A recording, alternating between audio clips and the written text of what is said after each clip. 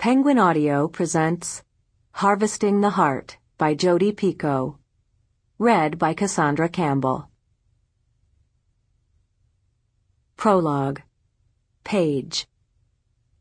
Nicholas won't let me into my own house, but I have been watching my family from a distance. So even though I've been camping out on the front lawn, I know exactly when Nicholas takes Max into the nursery to change his diaper. The light switches on. It's a little dinosaur lamp that has a shade printed with prehistoric bones, and I see the silhouette of my husband's hands stripping away the Pampers. When I left 3 months ago, I could have counted on one hand the number of times Nicholas had changed a diaper. But after all, what did I expect? He had no choice.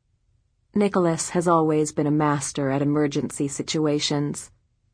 Max is babbling, strings of syllables that run together like bright beads. Curious, I stand up and climb the low branches of the oak that stands closest to the house. With a little bit of effort, I can pull myself up so that my chin is level with the sill of the nursery. I have been in the dark for so long that when the yellow light of the room washes over me, I keep blinking. Nicholas is zipping up Max's blanket sleeper. When he leans close, Max reaches up, grabs his tie and stuffs it in his mouth. It is when Nicholas pulls the tie away from our son that he sees me at the window. He picks up the baby and deliberately turns Max's face away. He strides over to the window, the only one close enough to look into, and stares at me. Nicholas does not smile. He does not speak. Then he pulls the curtains closed so that all I can see is a line of balloons and ponies and elephants playing trombones. All the smiling images I painted and prayed to when I was pregnant, hoping fairy tales could calm my fears and guarantee my son a happy childhood.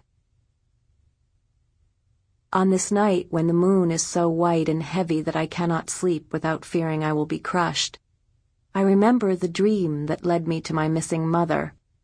Of course, I know now that it was not a dream at all, that it was true, for whatever that is worth. It is a memory that started coming after Max was born, the first night after his delivery, then the week we brought him home, sometimes several times a night.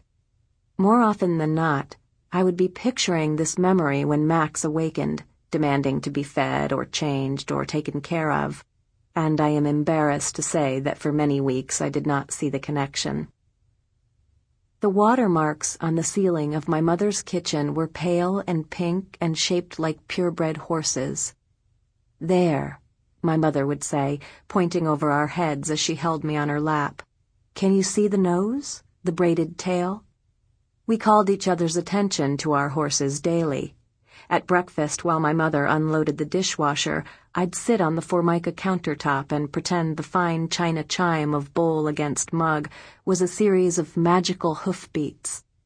After dinner, when we sat in the dark, listening to the bump and grind of the laundry and the double-stacked washer and dryer, my mother would kiss the crown of my head and murmur the names of places our horses would take us. Telluride, Scarborough, Jasper. My father, who at that time was an inventor moonlighting as a computer programmer, would come home late and find us asleep, just like that, in my mother's kitchen. I asked him several times to look, but he never could see the horses. When I told this to my mother, she said that we'd just have to help him. She held me high on her shoulders one day as she balanced on a low stool. She handed me a black marker with the powerful scent of licorice and told me to trace what I saw. Then I colored the horses with the crayons from my Walmart 64-pack. One brown with a white star, one a strawberry roan, two bright orange dappled Appaloosas. My mother added the muscular forelegs, the strain of the backs, the flying jet manes. Then she pulled the butcher block table to the center of her kitchen and lifted me onto it. Outside, summer hummed, the way it does in Chicago. My mother and I lay beside each other, my small shoulder pressed to hers, and we stared up at these stallions as they ran across the ceiling. "Oh, Paige," my mother sighed. Sample complete. Ready to continue?